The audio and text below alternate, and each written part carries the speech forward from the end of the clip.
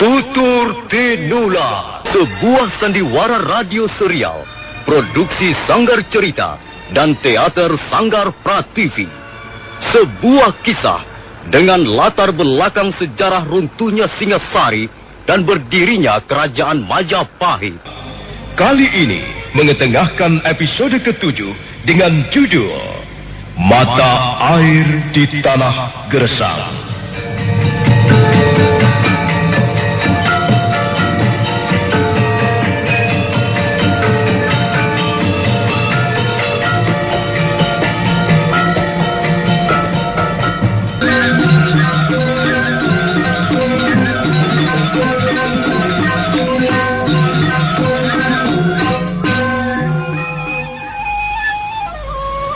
Ki Damalang kesal karena anak gadisnya kabur dari rumah.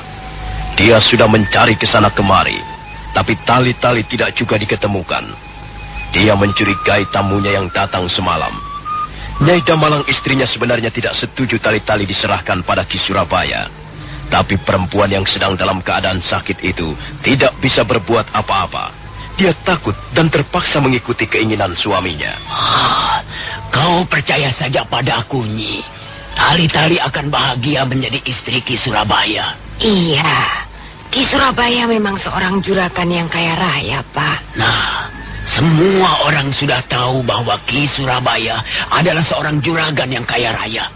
Sawahnya luas, ternaknya banyak, rumahnya besar, harta bendanya tidak akan habis dimakan 7 turunan.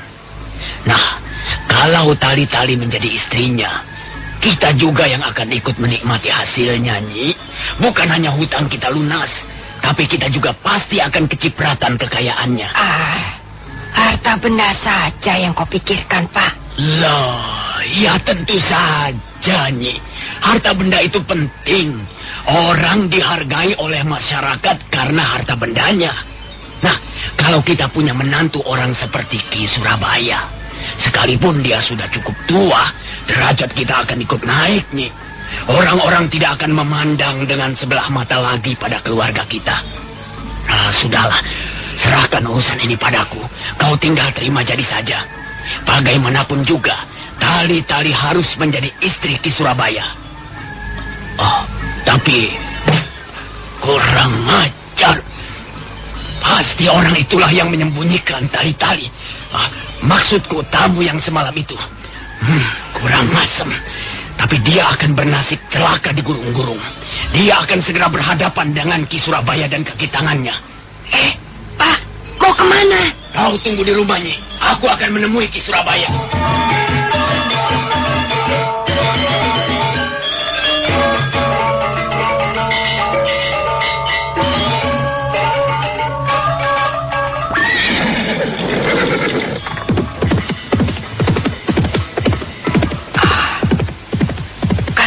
Tali-tali. Kasihan anak itu. Dia anak yang baik. Dia selalu menurut. Tapi mengapa dia harus bernasib buruk? Sungguh tidak adil. Bapakmu yang bersalah, Nak. Bapakmu yang mempunyai hutang. Tapi mengapa kau harus membayarnya, Nak? Mengapa kau yang harus jatuh menjadi korban tali-tali?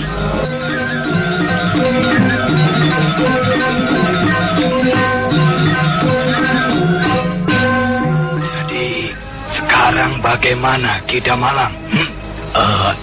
Saya tidak bermaksud mengingkari perjanjian kita, Ki Surabaya. Tapi soalnya sampai sekarang, saya belum bisa menemukan tali-tali. Semalam dia kabur dari rumah. Bagiku soal anak gadismu itu tidak terlalu penting. Lalu bagaimana dengan hutang-hutang saya, Ki? Soal hutang tetap hutang. Kau harus segera membayar lunas hutang-hutangmu. Dan aku tidak bisa memberikan tenggang waktu yang cukup lama. Pokoknya dalam bulan Caitra ini, hutang-hutangmu harus sudah kau bereskan. Ya, jalan satu-satunya saya harus mencari tali-tali sampai ketemu. Tapi saya khawatir anak itu akan berbuat nekat. Ki Damalang, Tali-tali anak gadismu itu tidak merupakan syarat mutlak. Kau bisa membayar hutang-hutangmu dengan cara yang lain. Misalnya dengan menyerahkan 4 krosa sawah di samping rumahmu itu padaku. 4 krosa sawah? Ya. Atau bisa juga kau menyerahkan 3 ekor lembu yang sehat dan gemuk. Saya kira persyaratan itu jauh lebih berat di Surabaya. Kalau kuserahkan 4 krosa sawah padamu, aku tidak mempunyai lagi lahan pertanian untuk bercocok tanam.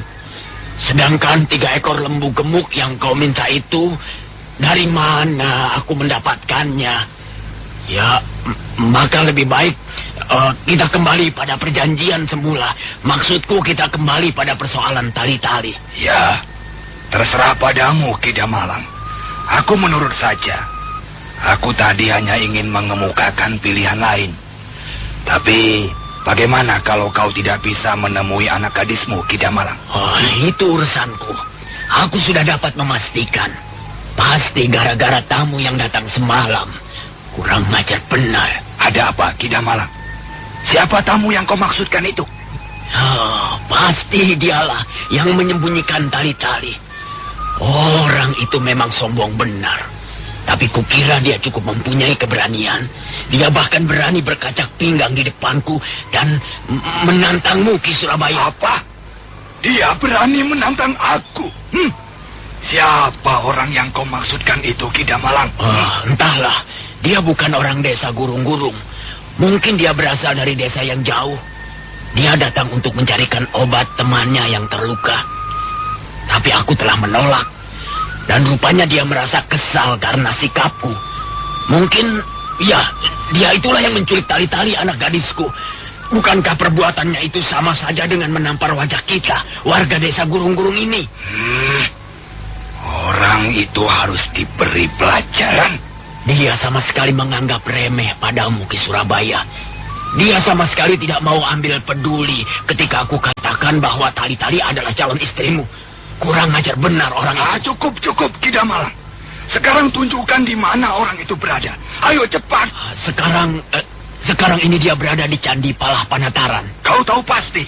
Sebelum berkuda kemari aku singgah di Candi Palah Panataran. Dan memang aku melihat tali-tali berada di sana. Aku memang belum kenal orang itu. Bahkan aku belum bertemu muka dengannya. Tapi aku tidak suka melihat orang lain berlagak sok-sokan di desa Gurung-Gurung. Apalagi dia sudah berani menghina dan merendahkan Ki Surabaya. Saweku! Kemari kau cepat. Iya, Juragan.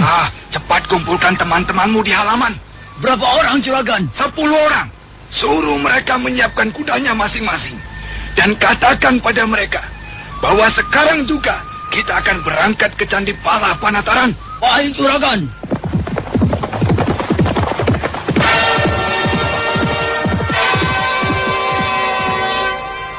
Langit biru cerah. Matahari bersinar terang.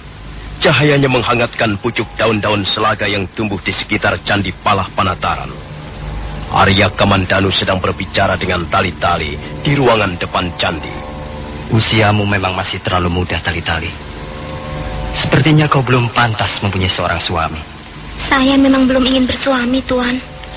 Semua ini adalah kemauan ayah saya. Sebenarnya, saya tidak ingin mengecewakan ayah saya. Tapi sungguh-sungguh, saya tidak bisa menjalankannya, Tuan. Apakah orang yang bernama Ki Surabaya itu sudah tua sekali? Mungkin usianya jauh lebih tua dibanding ayah saya sendiri, Tuan. Dia sudah mempunyai 8 orang istri yang dikawininya secara resmi. Mungkin istri-istrinya itu mengharapkan kekayaannya saja. Ya, mungkin begitu, Tuan. Maklum, warga desa Gurung-Gurung ini banyak yang susah. Kebanyakan mereka hanyalah petani-petani gurem. Iya, sekalipun hidup susah, seorang ayah harus bersikap bijaksana dalam memimpin keluarganya. Dia harus mampu berbuat adil. Memang seharusnya begitu, Tuan. Tapi rata-rata warga desa ini bersikap lain. Mereka sangat mengagung-agungkan harta benda. Kadangkala mereka berani menempuh jalan apa saja demi memperoleh harta benda. Nasib anak-anak gadis desa ini lebih menyedihkan lagi, Tuan. Rata-rata mereka menjadi korban kawin paksa. Setiap orang harus menghormati lembaga perkawinan. Menurut pendapatku, jika seorang pria dan wanita akan menikah, mereka harus lebih dulu saling mencintai. Hal seperti itu jarang terjadi di daerah kami. Bahkan sering terjadi seorang gadis belum pernah bertemu muka dengan calon suaminya. Biasanya urusan perkawinan di tangan para orang tua. Tuan, ada orang berkuda menuju kemari, Tuan. Hei, kau tali-tali. Apa yang kau kerjakan di sini? Ayo pulang. Tidak, Ayah. Saya tidak mau pulang. Anak bandel. Apa yang kau kerjakan di sini? Siapa orang itu? Siapakah tuan-tuan ini? Kau peringatkan supaya kau tidak perlu turut campur urusan kami. Maaf, Tuan. Sama sekali saya tidak ingin mencampuri urusan tuan-tuan. Saya hanya ingin tahu siapa tuan-tuan ini. Dengar, aku Kida Malang. Aku seorang tabib di desa Gurung-Gurung ini. Dan tali-tali itu adalah anak gadisku. Semalam dia kabur dari rumah. Dan sekarang aku akan membawanya pulang. Tidak, saya tidak mau pulang, Ayah. Aku tidak peduli kau mau pulang atau tidak. Pokoknya kau harus pulang. Tunggu, Tuan. Tunggu dulu. Aneh sekali. Kalau memang tali-tali ini anak gadis Tuan, bagaimana dia tidak mau pulang ke rumahnya sendiri? Itu bukan urusanmu. Kau tidak perlu ikut bicara. Ayo, tali-tali, pulang. Tidak, Ayah. Saya tidak mau pulang. Maaf, Tuan. Kalau memang dia tidak mau pulang, sebaiknya Tuan jangan memaksa. Barangkali Tuan bisa menggunakan cara yang lebih halus untuk membawa anak gadis Tuan pulang. Kurang ajar. Aku tidak butuh nasihatmu. Cukup, Kida Malang. Cukup, kataku. Aku tidak ingin urusan ini menjadi berpanjang lebar. Aku tidak ingin urusan ini menjadi bertele-tele. Baiklah, Ki Surabaya. Sekarang apa yang akan kita lakukan? Jelas tali-tali berada di tempat ini. Apakah kita akan menyeretnya pulang ke rumah sekarang juga? Tunggu dulu. Aku ingin tahu, apakah orang itu yang semalam bertamu ke rumahmu? Bukan dia, Ki Surabaya. Mungkin dia temannya yang katanya terluka. Kalau begitu baiklah. Kita bawa saja tali-tali ke rumahmu sekarang. Cepat, kalian turun semuanya. Naikkan gadis itu ke atas kuda. Tidak, aku tidak mau. Jangan bawa aku. Jangan, aku tidak mau. Diam kau anak setan. Tidak, Ayah. Aku tidak mau. Aku tidak mau menjadi istrinya. Aku tidak mau menjadi istri Ki Surabaya. Diam. Kalau tidak mau diam juga akan kupukul kau anak demit. Maaf, Tuan. Tidak sepantasnya Tuan berlaku kasar pada anak gadis Tuan sendiri. Kau bukan orang desa Gurung-Gurung. Kami tidak pernah mengenalmu sebelumnya. Kami tidak tahu siapa kau sebenarnya. Kau sudah sepantasnya mengucapkan terima kasih karena kami perbolehkan masuk ke Candi Palah Panataran. Tapi rupanya kau orang yang tidak tahu diuntung. Kau bukannya berterima kasih, malah mau mencampuri urusan warga desa kami. Hei, dengar. Kalau kau masih juga bercokol di tempat ini, kau bukan hanya akan berurusan dengan Kida Malang, tapi kau akan berurusan dengan Ki Surabaya dan kaki tangannya. Kida Malang. Aku sudah biasa berurusan dengan orang-orang yang kutemui di sepanjang perjalanan. Kau tidak perlu mengancam aku. Kurang ajar. Sombong benar kau ini. Rupanya kau belum kenal siapa Ki Surabaya. Juragan, orang seperti dia pantas kita tangkap. Ya, dia memang akan kita tangkap. Dan nanti kalau teman-temannya datang membantu, maka temannya itu pun akan kita ringkus bersama-sama. Ayo, kalian semuanya bersiap-siap. Baik, Juragan. Nah, Kida Malang, cepat bawa anak gadismu itu ke rumahku. Serahkan soal ini padaku. Ayo, tali-tali, kau jangan membuat susah orang tuamu. Tidak. Ayo. Tidak, Ayah. Saya tidak mau. Saya Ayo. tidak mau, Ayah. Ayo. Lihat, Juragan, lihat. Ada orang berkuda menuju kemari.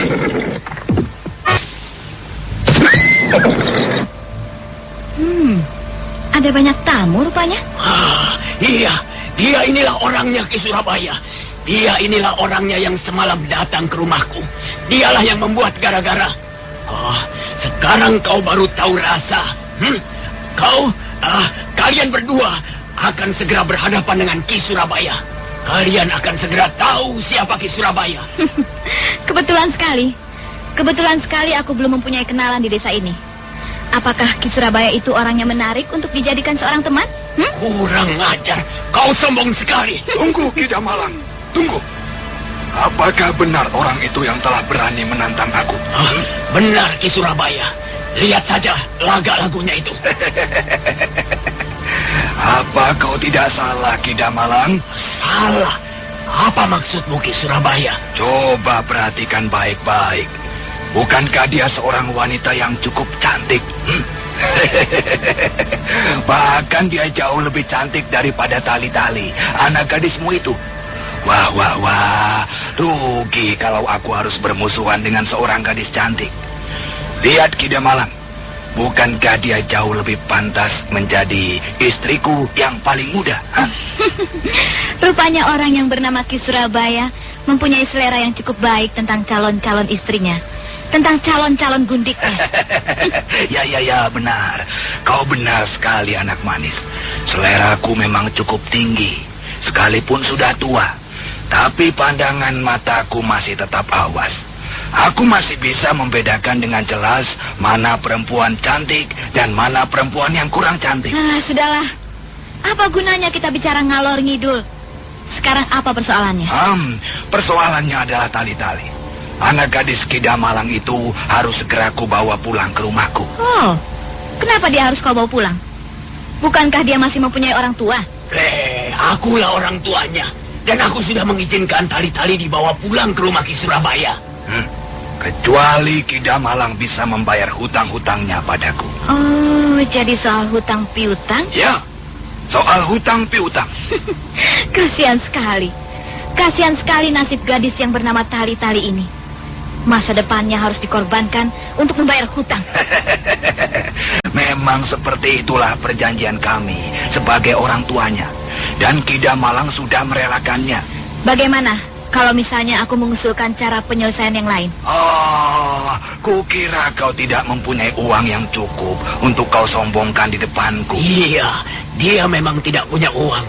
Aku tahu persis dia tidak membawa uang. Iya, aku memang tidak mempunyai uang. Tapi bukankah aku mempunyai yang lainnya? Apa maksudmu?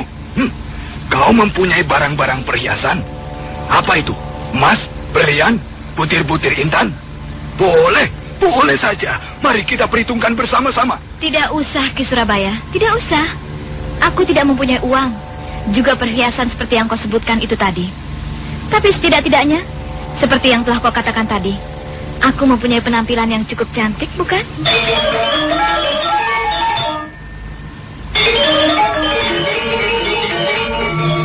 Hei, apa maksudmu? Aku kasihan melihat nasib Tali-Tali. Dia gadis yang baik, dia gadis yang lugu. Karena itu aku ingin menolongnya. Begini Ki Surabaya, bagaimana kalau aku yang menggantikan Tali-Tali? Maksudmu? Aku bersedia menjadi istrimu. Tidak bisa. Aku tidak bisa menerimanya. Tenang dulu, Ki Damalang, tenang. Kukira usul gadis manis ini cukup masuk akal. Kukira usulnya cukup bagus. Tapi itu di luar perjanjian kita, Ki Surabaya. Ki Damalang, kalau aku yang menjadi gantinya Tali-Tali, kukira kau tidak akan merasa rugi. Yang penting, hutang-hutangmu pada Ki Surabaya lunas seketika. Tapi dengar Ki Surabaya, kalau aku menawarkan menjadi pengganti Tali-Tali, tentu saja ada syaratnya. Oh iya, apa syaratnya? Syaratnya ialah bahwa kau harus bisa mengalahkan aku, calon istrimu. Ki Surabaya terkejut. Dia sama sekali tidak menduga gadis cantik di depannya mengajukan persyaratan seperti itu. Semula dia menjadi tersinggung dan marah. Tapi kemudian dia berpikiran lain. Dia memang seorang pemburu wanita-wanita cantik. Dan rupanya dia benar-benar tergiur oleh kecantikan Sakawuni. Karena itu dia sangat bernafsu untuk membawanya pulang dan menjadikannya seorang istri mudanya. Dan dia yakin bahwa keinginannya tidak terlalu muluk-muluk. Usulmu itu sangat menarik, anak manis. Usulmu itu sangat bagus. Aku setuju. Ya, syukurlah kalau kau setuju Ki Surabaya. Tunggu dulu Ki Surabaya. Kau mau apa, Kidamalang? Urusan kita belum selesai. Kalau aku dapat mengalahkan gadis itu, maka dengan sendirinya urusan kita pun selesai. Hutangmu lunas. Kau mau apa lagi? Lalu bagaimana dengan anak gadisku? Bagaimana dengan Tali-Tali? Masa bodoh dengan anak gadismu itu? Carikan saja laki-laki yang lain untuk suaminya. Sudahlah, Kidamalang. Jangan ganggu aku. Sekarang ini urusanku selanjutnya dengan gadis cantik ini. Oh iya, sebelumnya bolehkah aku tahu siapa namamu, anak manis? Apakah itu perlu? Wah, tentu saja perlu. Kau adalah calon istriku. Dan aku ingin sekali tahu siapa nama calon istriku itu. Baiklah, namaku Sakawuni. Sakawuni. Iya. Sakawuni. Namamu bagus sekali. Seperti nama buah-buahan yang lezat rasanya. Mudah-mudahan saja kau akan selesat buah-buahan yang ranum. Tapi, apakah kau tidak menyesal, Sakawuni? Lihatlah, aku sudah tua. Sedangkan kau masih sangat muda. Dan nampaknya masih perawan ting-ting. Apakah kau tidak menyesal mempunyai suami orang sudah tua seperti Ki Surabaya ini? Ki Surabaya, aku sudah biasa hidup dalam kesusahan. Aku sudah biasa menyesuaikan diri. Kalau memang kau akhirnya harus menjadi jodohku, kukira aku akan menerimanya dengan rela dan lapang dada. Bagus sekali. Aku percaya kau gadis yang baik. Dan kau pasti akan menepati janjimu. Tentu saja aku akan menepati janji. Tapi Ki Surabaya, kau pun juga harus menepati janjimu. Apa maksudmu, anak manis? Apa? Aku harus menepati janjiku? Hah? Kau pikir kau bisa mengalahkan aku ya? Belum tentu aku bisa mengalahkanmu, Ki Surabaya. Tapi bukankah perjanjian harus dibuat berdasarkan rasa keadilan dan tidak memihak? Oh ya, tentu. Nah, sekarang bagaimana? Kau sudah siap? Oh, tapi tunggu sebentar. Sebelumnya aku ingin tahu, mengapa tiba-tiba kau mengajukan persyaratan yang aneh semacam ini? Kau seorang wanita. Tidak biasanya seorang wanita menantang berkelahi pada calon suaminya. Aku mempunyai alasan yang cukup kuat, Ki Surabaya. Aku ingin mendapatkan suami yang benar-benar tangguh. Seorang suami yang mampu melindungi istrinya. Seorang suami yang tidak loyo dan tidak jompo. Kau cerdik, Sakawuni. Kau cerdik sekali. Tapi kau tidak usah khawatir.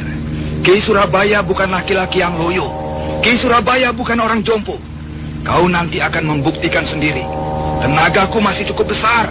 Bahkan jauh lebih besar dibanding tenaga anak-anak muda zaman sekarang. Ya, mudah-mudahan kau tidak mengecewakan aku, Ki Surabaya. Nah, mari kita mulai. Baik, mari kita mulai. Apakah kita akan bertarung dengan tangan kosong? Terserah. Kau boleh menggunakan senjata? Itu tidak akan terjadi, Sakawuni. Aku tidak akan sampai hati melukai calon istriku yang cantik jelita.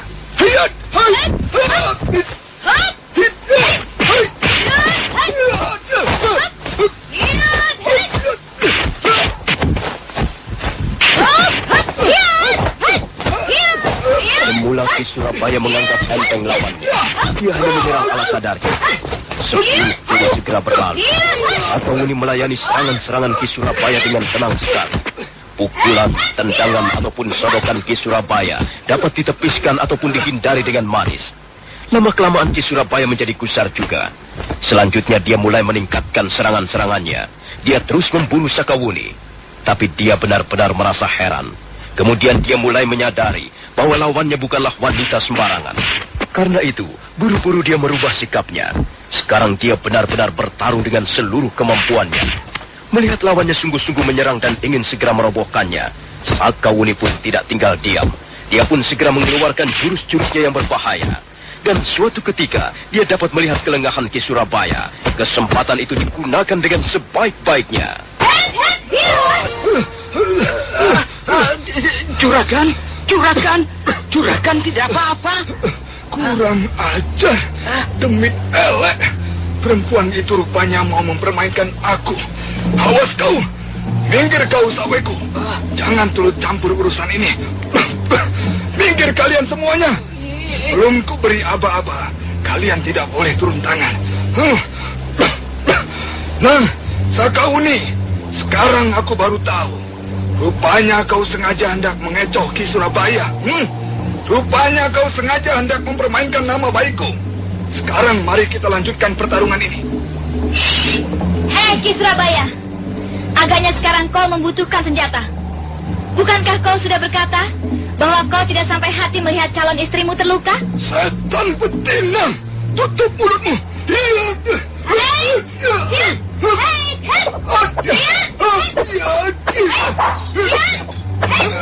Sekarang pertarungan menjadi lebih seru. Dengan pedangnya yang panjang berkilat-kilat, Ki Surabaya terus memburu Sakauni. Sekalipun Ki Surabaya hanyalah seorang pendekar tingkat pedesaan, tapi dengan semangat yang berkobar-kobar karena merasa terhina dan diremehkan, serangan-serangannya menjadi cukup berbahaya. Tali-tali yang ikut menonton pertandingan menjadi pucat pasi. Dia kelihatan sangat cemas. Dia takut Sakauni akan gagal dan menjadi korban. Sementara itu, kaki tangan Ki Surabaya yang jumlahnya 10 orang nampak siap berjaga-jaga. Mereka siap menunggu aba-aba dari juragannya yang sekarang sedang bertempur dengan sengitnya. Ki Surabaya nampak semakin kesal. Serangan-serangannya banyak yang kandas di tengah jalan ataupun yang berhasil ditangkis oleh Sakauni. Hal itu membuat Ki Surabaya menjadi semakin penasaran. Dan akibatnya justru merugikan dirinya sendiri. Suatu ketika dia dapat terperangkap oleh jebakan Sakauni. Kedua belah kakinya belum lagi sempat menjejak tanah ketika tiba-tiba Sakauni menghantam punggungnya.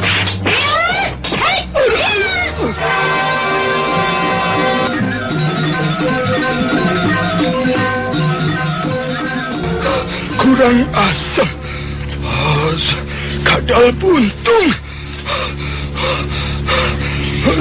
Nah, bagaimana Ki Surabaya? Apakah pertarungan ini sudah bisa dianggap selesai? Baiklah Sakauni. Aku mengaku kalah. Oh, sayang sekali Ki Surabaya. Rupanya kau memang bukan jodohku. Ya, kau memang bukan jodohku Sakauni. Aku pun keberatan mempunyai istri seperti macan betina. Nah, sekarang persoalan ini kita anggap selesai. Kidamalang, kau sendiri turut menjadi saksinya. Sekarang hutang-hutangmu pada Ki Surabaya sudah lunas. Tidak bisa begitu Sakauni. Kau memang sudah berhasil mengalahkan aku. Tapi bukan berarti aku akan mengizinkanmu untuk terus-menerus ikut campur urusan kami. Urusan utang piutang adalah urusanku dengan Kidamalang. Oh, Ki Surabaya. Apakah dengan begitu kau bermaksud mengingkari janjimu? Persetan dengan janji. Persetan dengan persyaratanmu itu tadi. Aku tidak ambil peduli. Pokoknya aku tidak mau dirugikan. Nah, anak-anak, cabut senjata kalian. Tangkap perempuan setan itu. Kalau dia terus melawan, bunuh saja. Bunuh saja. Hah, bagus. Bagus sekali kelakuanmu Ki Surabaya. Pantas kau menjadi orang kaya raya di desa gurung-gurung ini. Rupanya kau mempunyai banyak tikus-tikus piaraan. Dan rupanya tikus-tikus piaraanmu cukup jinak dan setia padamu. Aku tahu Ki Surabaya. Aku tahu orang macam apa dirimu. Kau selalu menggunakan kekerasan untuk memperoleh apa saja yang kau inginkan. Tapi ketahuilah Ki Surabaya, bukan hanya kau yang bisa menggunakan jalan kekerasan. Aku pun, Sakauni, bisa menempuh jalan seperti itu. Kau mau tahu buktinya? Selesai mengucapkan kata-katanya, Sakauni langsung mencabut senjatanya. Senjata itu sejak tadi tergantung-gantung di pinggangnya yang ramping. Senjata itu memang nampak aneh. Bentuknya menyerupai sebuah sapu lidi, tapi sapu itu bisa dikembang-kempiskan sehingga menyerupai sebuah kipas logam. Nah, aku sudah siap. Sebenarnya aku tidak menyukai cara-cara seperti ini. Tapi kau sudah memojokkan aku. Kau sudah memaksa aku menggunakan cara-cara seperti ini. Jangan dengarkan omongan-omongannya. Ayo cepat serang dia. Ayo serang dia. Tangkap dia. Jangan biarkan dia lolos.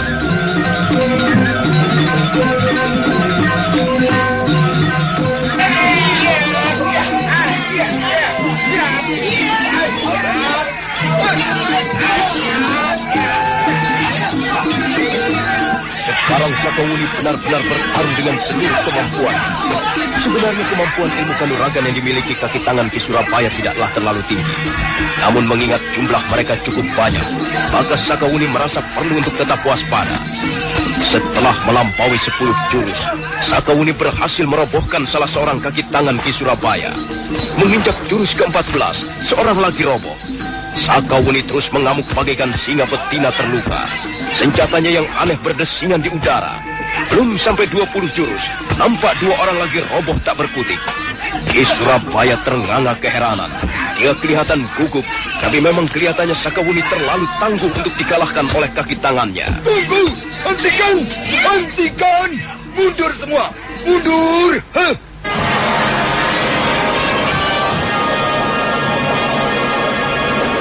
Bagaimana Ki Surabaya? Mengapa kau memerintahkan anak buahmu menghentikan pertarungan ini? Sudahlah. Cukup, Sakawuni. Cukup sampai di sini saja. Tapi Juragan, kami belum kalah. Kami masih sanggup merobohkan perempuan itu. Tutup mulutmu, saweku. Kalian hanyalah pendekar-pendekar kelas kampung. Sudahlah. Lebih baik sarungkan kembali senjata kalian. Baik, Juragan. Ya, baik, Juragan. Oh, rupanya kau cukup bijaksana juga, Ki Surabaya. Ya, aku tahu, Sakawuni. Sekalipun mereka bertarung bersama-sama, mereka tidak akan mampu mengalahkanmu. Mereka hanyalah pendekar-pendekar teri yang belum berpengalaman.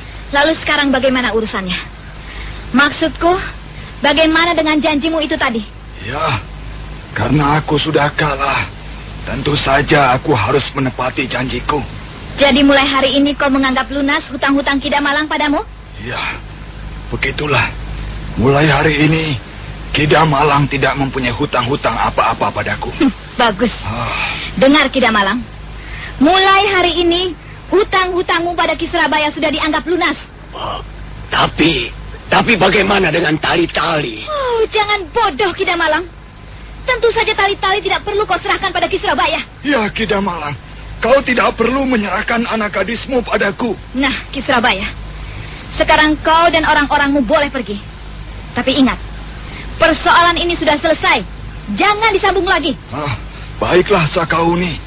Tapi sebelum pergi, bolehkah aku menanyakan sesuatu padamu? Apa yang ingin kau ketahui? Begini, Sakawuni. Dulu aku mendengar ada seorang pendekar tangguh yang mempunyai julukan pendekar lengan seribu. Konon kabarnya pendekar itu tinggal di desa Tanibala, di lereng Gunung Bromo. Nama pendekar itu sangat harum. Pendekar itu terkenal sampai di daerah-daerah yang jauh. Nah, sekarang pertanyaanku. Apakah kau mempunyai hubungan dengan pendekar lengan seribu itu, Sakawuni? Tidak. Aku tidak mempunyai hubungan apa-apa dengan pendekar lengan seribu. Bagaimana? Kau cukup puas mendengar jawabanku? Ya, cukup. Cukup, Sakawuni. Terima kasih. Nah, anak-anak, ayo kita tinggalkan tempat ini.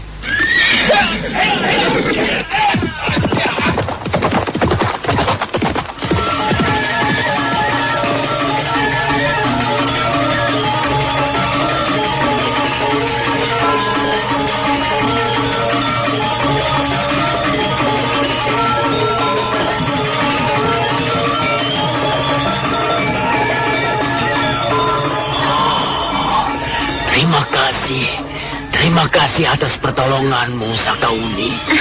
Saya juga mengucapkan terima kasih. Saya tidak tahu dengan cara bagaimana saya harus membalas budi baikmu. Sudahlah, lupakan soal itu. Bukankah orang hidup harus tolong-menolong? Iya, memang. Orang hidup harus tolong-menolong. Maafkan saya, Sakawuni. Maafkan sikap saya semalam. Barangkali sikap saya terlalu kasar dan telah menyinggung perasaanmu. Ayah, Tuan Kamandanu inilah yang terluka. Barangkali ayah bisa melihat seperti apa keadaan luka-lukanya itu. Oh, iya. Marilah kita masuk ke dalam, Tuan. Barangkali saya bisa meringankan luka-luka Tuan. Mari, Tuan. Sebelumnya, saya mengucapkan terima kasih, Kidamalang.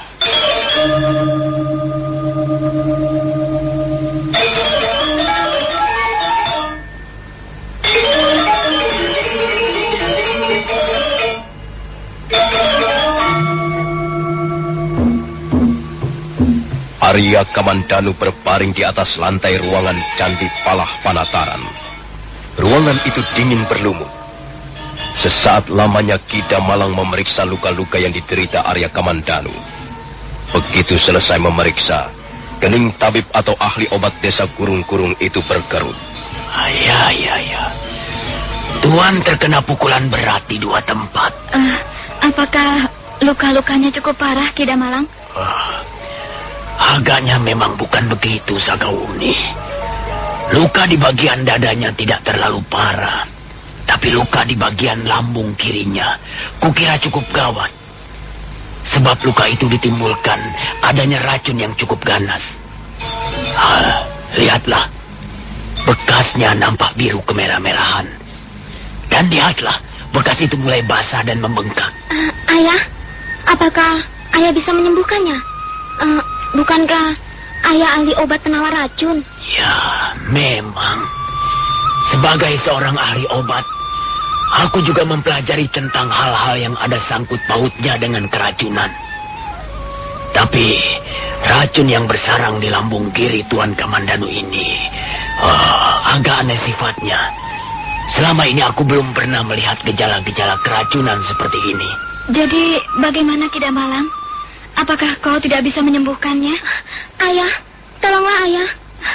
Usahakan agar luka-luka Tuan Kamandanu ini bisa sembuh kembali, ayah. Ya, bagaimana? Rasanya aku tidak bisa menyembuhkan luka-luka Tuan Kamandanu ini. Tapi barangkali aku bisa mencarikan jalan keluarnya. Apa maksudmu, Ki Damalang? Aku pernah mendengar ada seorang ahli racun yang terkenal. Dia seorang wanita. Namanya Nyai Tumpak Seti. Kalau tidak salah dia tinggal di desa Kamirahan. Apakah desa itu letaknya masih jauh dari sini? Kalau sekarang ini kalian berangkat, kukira sebelum senja nanti kalian sudah akan tiba di desa Kamirahan. Ya, kalau begitu kita harus berangkat sekarang juga, Kamandanu. Sakawuni dan Arya Kamandanu segera keluar dari ruangan Candi Palah Panataran. Ki Damalang dan Tali-Tali mengiring di belakangnya. Sakawuni melompat ke atas punggung kuda, yang kemudian disusul Arya Kamandanu duduk di belakangnya. Sakawuni. Ya, Ki Damalang. Kalian terus saja menyusuri kaki Gunung Kelut ini ke arah barat daya.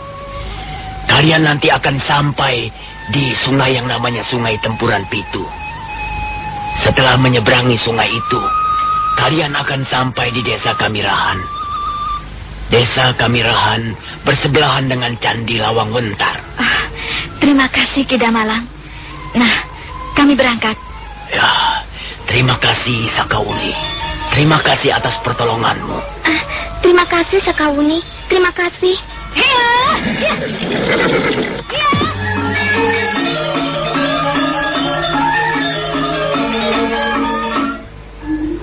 Kuda yang ditunggangi Sakawuni segera melonjak dan berlari di atas jalanan berbatu.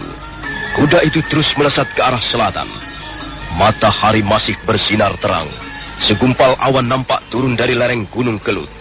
Ki Damalang dan Tali-Tali terus mengikuti kuda yang ditunggangi Sakawuni hingga lenyap di kelokan sebuah bukit.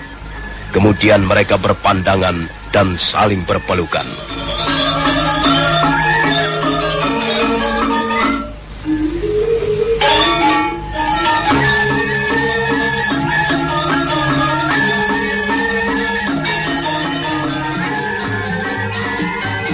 Sakawuni bermaksud membawa Arya Kamandanu ke desa Kamirahan, ke rumah seorang ahli obat yang bernama Nyai Tumpak Seti. Kuda yang mereka tunggangi lenyap di balik tikungan kecil.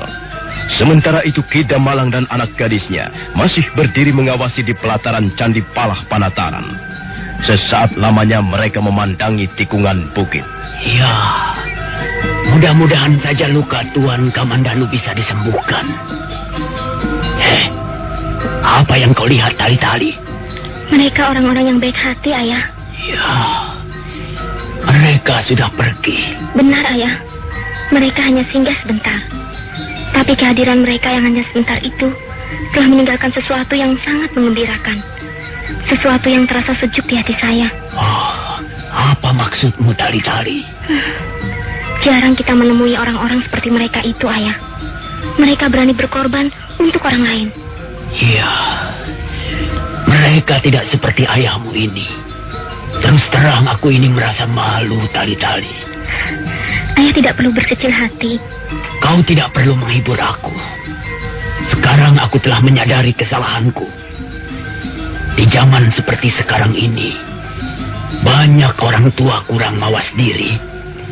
Mereka hanya mencari gampangnya saja. Mereka tidak mampu lagi melihat jauh ke depan. Mereka hanya terbelenggu dengan kesenangan-kesenangan yang bersifat sementara. Dan mereka mulai mencampakkan satu persatu nilai-nilai kehidupan yang lebih luhur. Kalau saja Tuan Kamandanu dan Sakauni tinggal lebih lama di desa gurun-gurun ini, tentunya kita bisa belajar banyak dari mereka, ya. Iya, tentu saja. Tapi sekarang mereka sudah pergi. Saya sama sekali tidak menyangka, Ayah. Seorang gadis cantik seperti Sakauni ternyata bisa dengan mudah membuat Ki Surabaya tidak berkutik. Saya merasa terharu dan bersyukur. Saya mendapat pengalaman dan pelajaran yang sungguh-sungguh berharga. Kalau Ki Surabaya menganggap diri saya sama halnya dengan 4 krosa sawah atau 3 ekor lembu, maka Sakauni menganggap diri saya seperti halnya seorang manusia seutuhnya.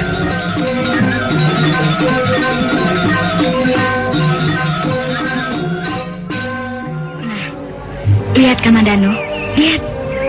Mungkin pohon inilah yang dimaksudkan Ki Damalang. Pohon ini ukurannya sangat besar. Kau tahu pohon apa ini namanya? Kalau tidak salah, pohon waru. Iya, benar, Kamandanu. Kita sudah sampai di Sungai Tempuran Pitu. Lihat di sebelah sana. Iya, aku melihat bangunan Candi Lawang Bentar di balik pohon-pohon bambu. Kalau begitu, setelah menyeberangi sungai ini, kita akan tiba di desa Kamirahan. Menurut Ki Damalang, rumahnya itu Tumpak Sekti tidak jauh letaknya dari Candi Lawang Bentar. Ayo, Kamandanu, kau naik saja ke atas kuda. Dan kau? Kau tidak perlu memikirkan aku. Tentu saja aku yang akan menuntun kuda ini. Kukira sungai ini tidak terlalu dalam. Sudahlah, jangan cerewet. Nanti kalau kau banyak tanya, aku lempar ke tengah-tengah sungai. Sudahlah, ayo cepat naik. Hati-hati, Sakauni. Kau yang harus hati-hati. Kau sedang sakit. Dan lagi aku bisa mengurus diriku sendiri. Arya Kamandanu duduk di atas punggung kuda. Sementara Sakauni menuntun binatang itu berjalan di sela-sela batu-batuan. Sungai itu tidak dalam, tapi arusnya cukup deras. Beberapa kali Sakauni hampir saja terjatuh, terpeleset batu-batuan sungai yang licin berlumut. Oh, pakaianmu basah, Sakauni.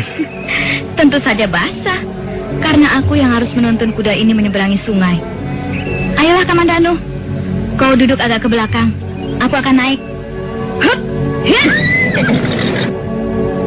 Kamandanu, kenapa kau tidak mau berpegangan? Pegang saja pinggangku, supaya kau tidak jatuh di jalan. Kau tidak marah kalau aku memeluk pinggangmu dari belakang? Goblok. Aku tidak menyuruhmu memeluk pinggangku. Aku menyuruhmu berpegangan supaya tidak jatuh. Kau tahu kan artinya berpegangan? Iya, aku tahu. Baiklah. Apakah begini sudah cukup, Sakauni? Terserah. Yang penting kau tidak jatuh. Iya. Mungkin ini rumahnya, Kamandanu.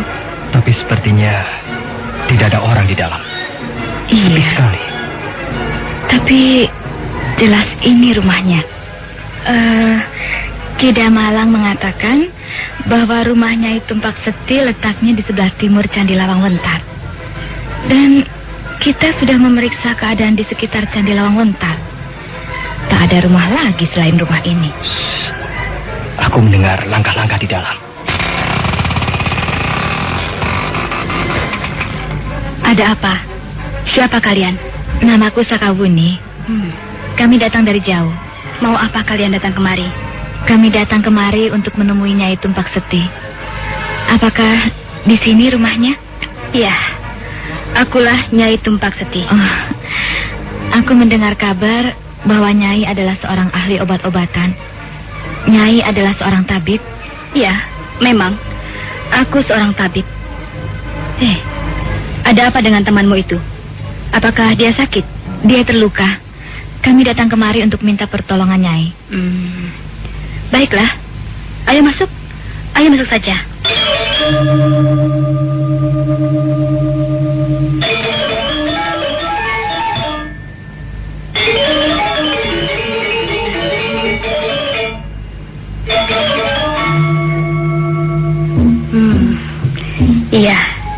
Iya ya.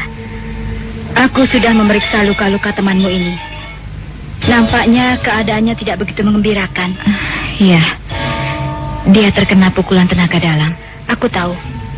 Dan pukulan yang mengenai lambung kirinya mengandung racun yang hebat sekali. Pantas kalau Ki Damalang tidak sanggup mengobatinya. Ya, aku sendiri juga tidak yakin apakah aku bisa menyembuhkannya. Kabarnya Nyai Tumpak Seti adalah ahli racun yang terkenal. Memang, aku kenal bermacam-macam racun. Tapi racun yang bersarang di lambung kiri temanmu ini bukan racun sembarangan. Racun ini sangat berbahaya. Racun itu tidak seperti racun yang dimiliki ular ataupun binatang-binatang lain yang berbisa. Racun itu adalah ilmu hitam, ilmu sesat. Lalu bagaimana, Nyai? Apakah Nyai masih sanggup mengobatinya? Ya, aku akan berusaha. Tapi ingat, aku belum tentu berhasil. Aku bisa saja gagal. Tapi seandainya gagal, aku jamin hal itu tidak akan menyebabkan kematiannya. Hanya mungkin kedua belah kakinya akan lumpuh seumur hidupnya. Kalian tidak usah cemas. Aku toh belum tentu gagal. Aku akan berusaha dengan seluruh kemampuanku. Ya, mudah-mudahan saja dia bisa sembuh seperti sedia kala. Iya. Terima kasih, Nyai. Terima kasih. Tapi aku membutuhkan waktu paling tidak 7 hari untuk mengobati luka-luka temanmu ini. Apakah kalian sanggup tinggal di rumahku ini selama 7 hari? Bagaimana, Kamandano? Kalau memang hal itu merupakan persyaratan, kukira sebaiknya kita menurut saja Sakawuni. Iya, kalau begitu, baiklah Nyai. Kami akan tinggal di rumah Nyai selama Nyai mengobati luka-luka temanku ini.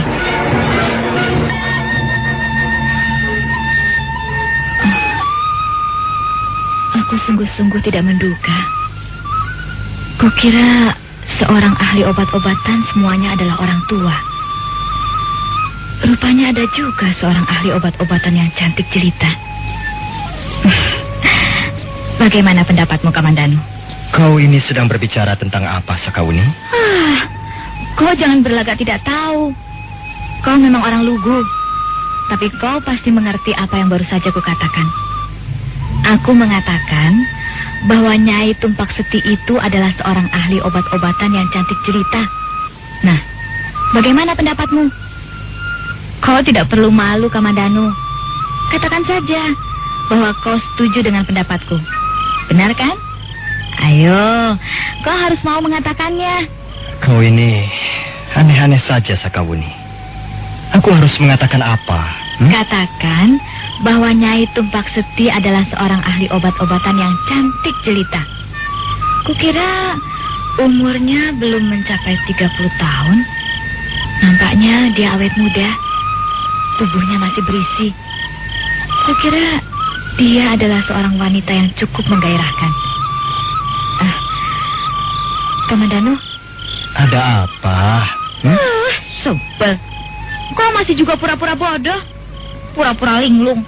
Padahal sebenarnya kau mengakui bahwa Nyai Tumpak Seti adalah seorang wanita yang cantik. Iya kan? Sakawuni, kita datang kemari untuk minta pertolongannya.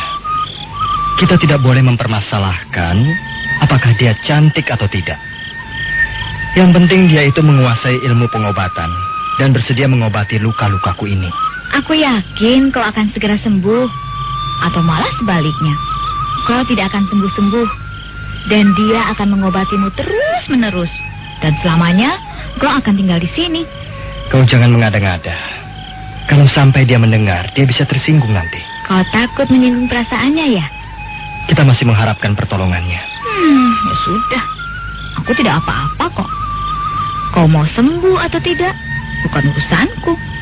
Kau mau menganggap Nyai Tumpak Seti itu wanita cantik atau jelek, juga bukan urusanku. Sudah. Aku mau tidur. Pagi mulai merekah. Bola matahari masih berwarna merah. Berkas-berkas cahayanya masih lemah. Dari jauh nampak puncak Gunung Kelut disabut awan. Angin gunung yang dingin mengalir turun membawa kabut tipis. Arya Kamandanu masih terlelap di atas pembaringannya. Sakawuni menutup pintu sebelum kemudian melangkah ke halaman. Tangannya bergerak memungut daun bambu kering yang mengotori rambutnya. Kemudian dia memandang puncak Candi Lawang Wentar yang mulai bercahaya. Dia mendesah sebelum kemudian melangkah meninggalkan rumah Nyai Tumpak Seti. Gadis itu terus berjalan di jalanan setapak yang kanan kirinya banyak ditumbuhi aneka pohon perdu. Mendadak dia menghentikan langkahnya.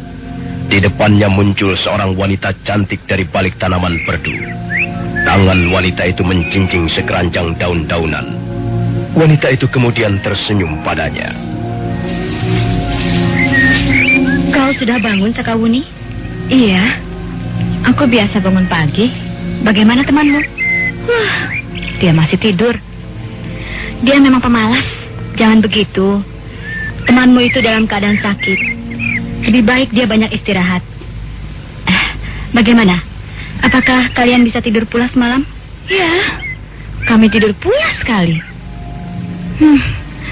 Rumahmu sangat nyaman untuk istirahat. Aku tidak mempunyai tempat tinggal yang lebih nyaman. Rumahku hanya sederhana saja. Ayo, Sakawuni, bantulah aku memetik daun-daunan ini. Apakah daun-daun ini untuk ramuan obat-obatan? Ya. Ada beberapa jenis daun-daunan yang tumbuh di sekitar tempat ini yang bisa dijadikan ramuan obat-obatan. Nah, seperti ini misalnya. Daun ruyung.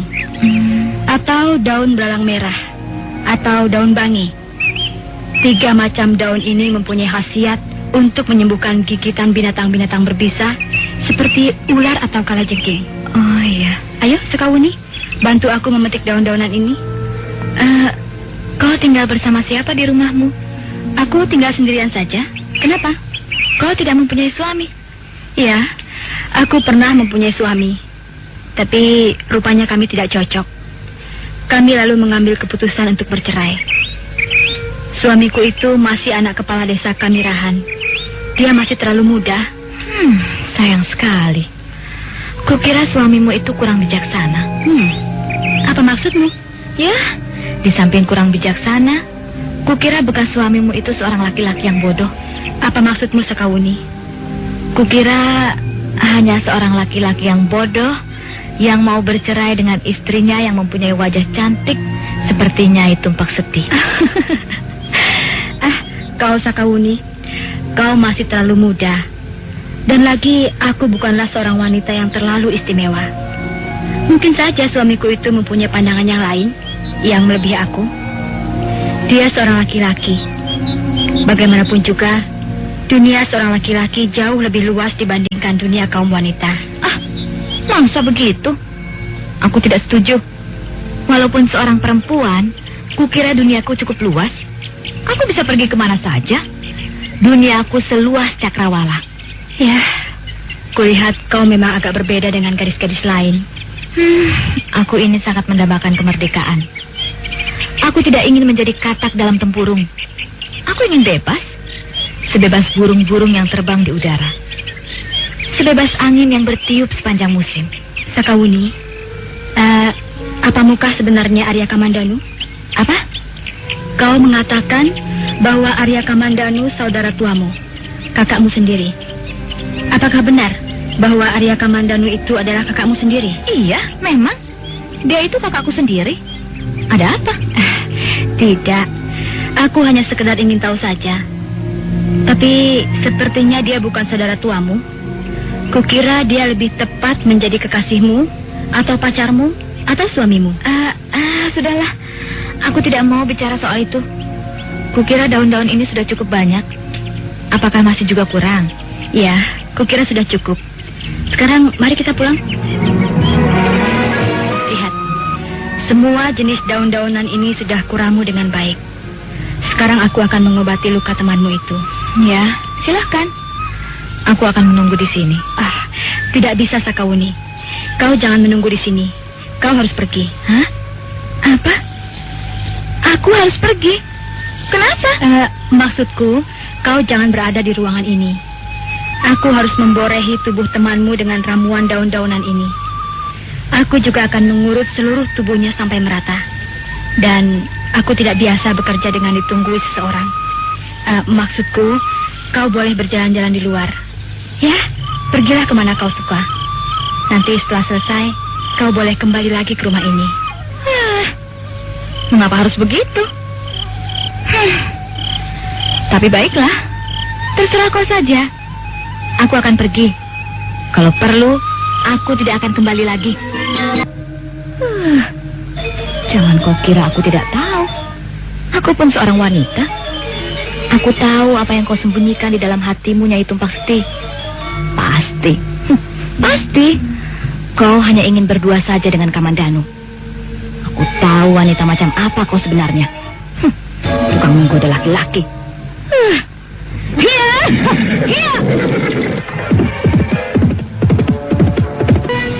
Kuda yang ditunggangi Sakawuni terus-menerus melaju di atas jalanan setapak yang kanan kirinya ditumbuhi semak-semak belukar.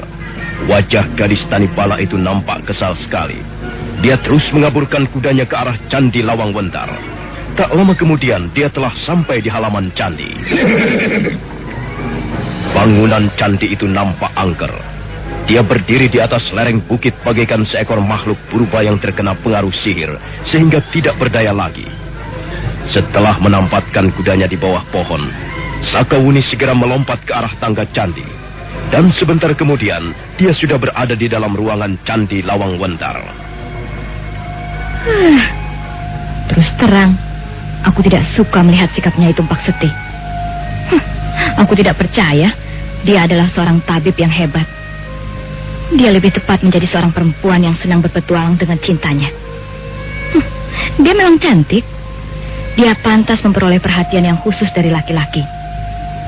Aku yakin bahwa dia hanya ingin menyingkirkan aku. Dia ingin berbuat sesuatu dengan Kamandanu tanpa sepengetahuanku. Akal bulus.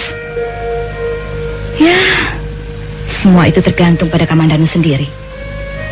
Tapi sepertinya Kamandanu bukan tergolong laki-laki yang mudah dirayu wanita. Sepertinya dia cukup tabah mendapat godaan. Tapi siapa tahu, Kamandanu juga seorang laki-laki.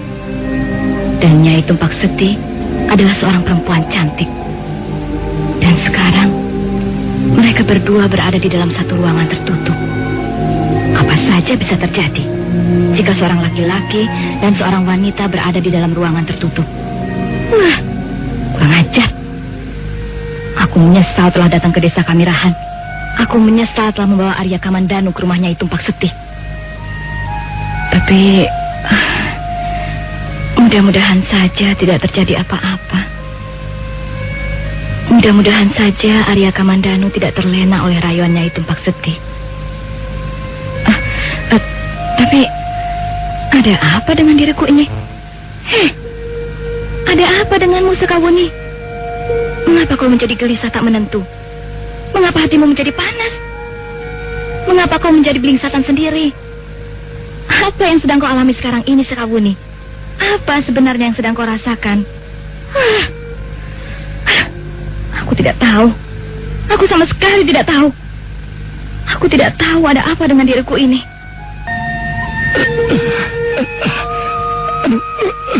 Sakit ya? Sakit. Iya, sakit. Sakit sekali? Iya, sakit sekali. Oh, sakit sekali. Aduh. Iya, cukup. Untuk tahap pertama cukup. Kau harus diurut 6 kali lagi. Nah, sekarang berbaringlah. Berbaring dan kendorkan urat sarafmu. Jangan tegang. Jangan begitu. Kau harus terlentang. Nah, sekarang aku akan memboreh seluruh tubuhmu dengan ramuan daun-daunan ini.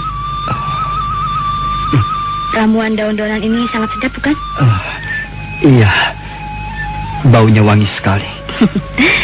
Mudah-mudahan ramuan daun-daunan ini bisa menyembuhkan luka-lukamu. Nah, mari. Aku akan memborehi mulai bagian dada dan perutmu. Bagaimana rasanya? Rasanya dingin. Seperti diguyur dengan air pegunungan. Tulang dadamu bagus sekali. Dan otot-ototmu sepertinya terlatih dengan baik. Aku tahu, kau pasti pernah belajar ilmu kanuragan. Apakah kau seorang pendekar? Aku hanyalah seorang pengembara. Aku biasa berjalan jauh dan hidup dalam dunia kekerasan. Iya, semua itu bisa dilihat dari pandangan matamu. Pandangan matamu berkilat-kilat seperti ingin selalu menentang bahaya. Tapi suatu ketika, pandangan matamu berubah menjadi lembut. Kau pastilah seorang laki-laki yang perasa. Aku tidak melihat Sakawuni. Dia sedang pergi. Kemana? Mungkin dia jalan-jalan di luar. Pemandangan di sekitar tempat ini indah sekali. Mungkin dia mencari udara segar di luar sana. Kasihan gadis itu. Apakah benar kau saudara tuanya? Bukan. Kami hanya teman seperjalanan. Dia pun senang sekali pergi mengembara. Sudah beberapa kali dia menolongku. Dia gadis yang baik. Iya, menurut pendapatku juga begitu. Dia gadis yang cukup baik. Kau menyukainya? Apa maksudmu? Kau seorang laki-laki yang baik. Dan dia pun seorang gadis yang baik. Kalian berdua bisa menjadi pasangan hidup yang serasi. Aku tidak pernah berpikir ke arah itu. Dia kuanggap seperti adikku sendiri. Tapi sepertinya dia tidak menganggapmu sebagai seorang kakak. Gadis itu kadangkala tidak bisa aku mengerti. Dia kadangkala menjadi brutal sekali. Kata-katanya kasar. Tindakannya juga kasar dan brutal. Orang tidak boleh salah sedikit. Aku harus berhati-hati jika berbicara dengannya. Kalau sampai salah, dia langsung saja mendamprat, memaki-maki seenak perutnya sendiri. Tapi, ya, hal itu tidak pernah kumasukkan ke dalam hati. Aku tahu, pada dasarnya dia adalah gadis yang baik. Dia senang bersandiwara di depanmu, Kamandanu. Bersandiwara? Iya. Dia sering marah-marah padamu. Dia sering memaki-maki, mendampratmu. Tapi sebenarnya semua itu hanyalah sandiwara belaka. Semua itu dilakukan untuk menyembunyikan perasaan hatinya yang sesungguhnya, Kamandanu. Kukira tidak. Kukira dia seorang gadis yang jujur. Kau benar. Dia memang gadis yang jujur. Tapi sejujur-jujurnya seorang gadis, dia akan bersandiwara bila sedang jatuh cinta. Aku tidak sependapat denganmu. Kukira penilaianmu itu tidak benar. Aku seorang wanita, Kamandanu. Aku bisa membaca tulisan-tulisan di dalam hatinya. Ya, karena aku juga seorang wanita. Sudahlah, jangan sampai Sakawuni mendengar. Kalau sampai dia mendengar, dia bisa marah sekali.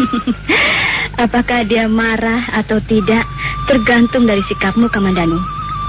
Kalau kau menanggapinya secara baik, menyambut uluran cintanya, ya, kukira justru dia akan merasa bahagia sekali. Sudahlah, aku tidak mau lagi bicara soal ini. Aku hanya kasihan melihat gadis itu. Dia masih muda, dia juga cantik dan berani. Tapi sepertinya dia kekurangan sesuatu. Sepertinya dia mendambakan sesuatu. Percayalah padaku, Kamandanu. Dia memang kekurangan sesuatu. Dia kekurangan cinta. Percayalah. Dia memang mendambakan sesuatu. Dan sesuatu itu adalah cintamu. Apakah kau sudah selesai memboreh tubuhku? Iya, sudah selesai.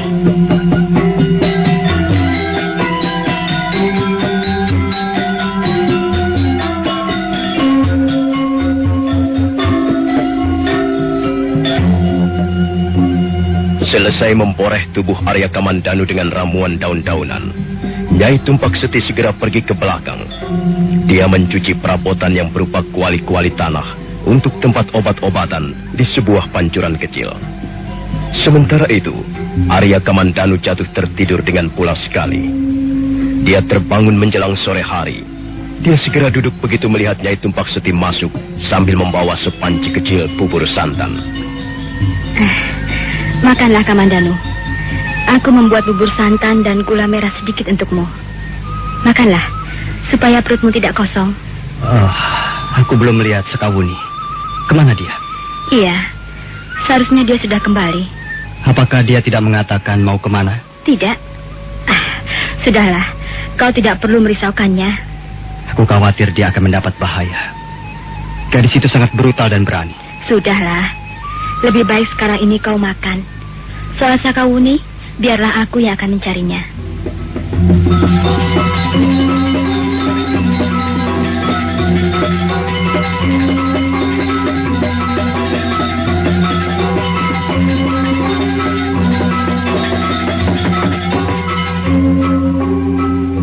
Arya Kamandanu menuruti kata-kata seorang dukun cantik yang sekarang ini sedang merawat luka-lukanya. Dia sekarang makan bubur santan dengan lahap. Nyai Tumpak Seti segera keluar setelah menutup pintu rumahnya. Wanita berwajah cantik itu bergegas melangkah di atas jalan setapak. Senja semakin turun. Cahaya matahari berwarna kemerah-merahan. Nyai Tumpak Seti terus melangkah di jalan setapak yang kanan kirinya banyak ditumbuhi pohon-pohon pakis hutan. Mendadak telinganya mendengar derap langkah kuda yang semakin lama semakin dekat. Semula dia mengira Sakawuni yang datang, tapi ternyata bukan. Penunggang kuda itu ternyata adalah seorang laki-laki berbadan tegap dan bercambang lebar. Kebetulan sekali, Nyai. Sebenarnya saya bermaksud ke rumah Nyai, tapi kebetulan sekali kita bertemu di sini. Siapa kau? Dan mau apa kau datang ke rumahku? Saya sekarang bekerja pada Tuan Balunghura. Saya abdinya. Iya. Kau pasti diutus tuanmu? Benar, Nyai. Saya disuruh menjemput Nyai Tumpak Seti. Menjemput aku? Iya, Nyai. Tuan Balunghura ingin bicara dengan Nyai. Sekarang beliau menunggu di rumahnya. Aku bukan lagi istrinya. Mengapa dia masih mengharap kedatanganku? Soal itu saya tidak tahu, Nyai. Mungkin Nyai lebih tahu. Saya hanya seorang abdi. Baiklah. Katakan pada Kakang Balunghura. Katakan pada tuanmu itu bahwa aku tidak bersedia datang ke rumahnya. Tapi Nyai, Tuan Balunghura berpesan agar saya segera membawa Nyai ke rumahnya. Sekarang juga. Katakan saja bahwa aku tidak senang dipaksa. Kalau dia ingin bertemu denganku, suruh saja dia datang ke rumahku. Kalau begitu, baiklah, Nyai. Saya akan sampaikan kata-kata Nyai pada Tuan Balunghura. Katakan pada Kakang Balunghura, jangankan dia hanya anak kepala desa. Sekalipun dia anak Raja Kediri, dia tidak bisa memanggil orang semau-maunya. Iya. Kakang Balunghura. Rupanya dia ingin menyambung cerita lama. Tapi aku sudah terlanjur kecewa. Kami memang tidak cocok. Kami bukan pasangan yang serasi. Dia seorang anak pejabat desa, sedangkan aku warga desa biasa. Sudahlah. Aku tidak mau lagi memikirkan soal itu. Pengalaman yang dulu sudah terlalu pahit. Aku tidak ingin mengalaminya lagi.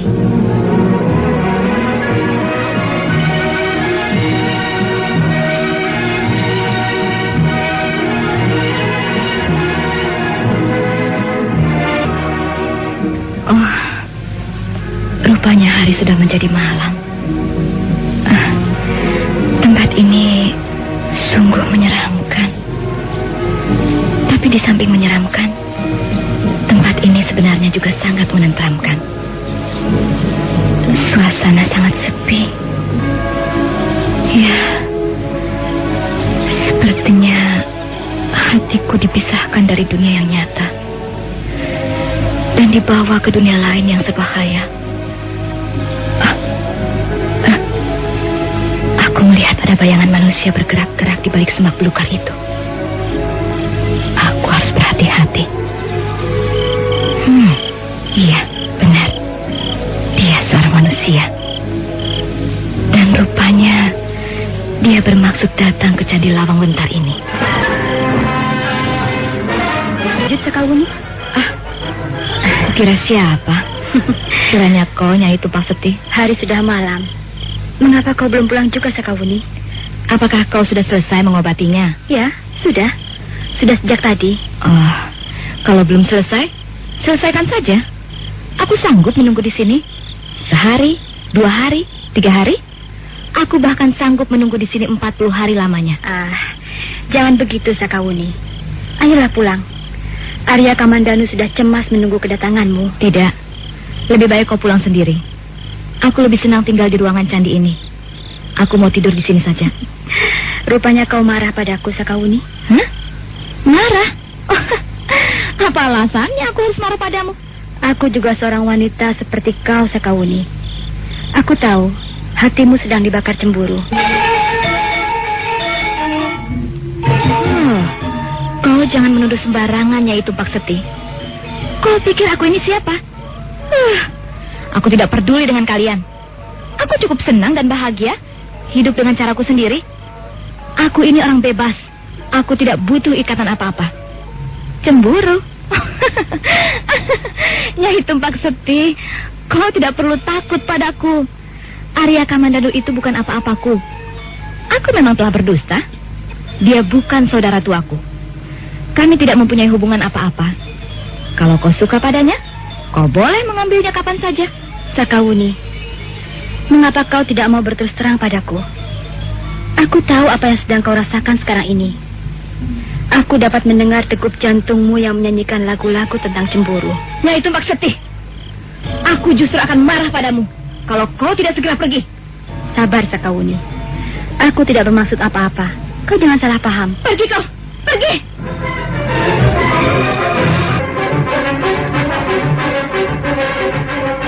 Suara bentakan Sakawuni terdengar lantang memenuhi ruangan Candi Lawang Wentar.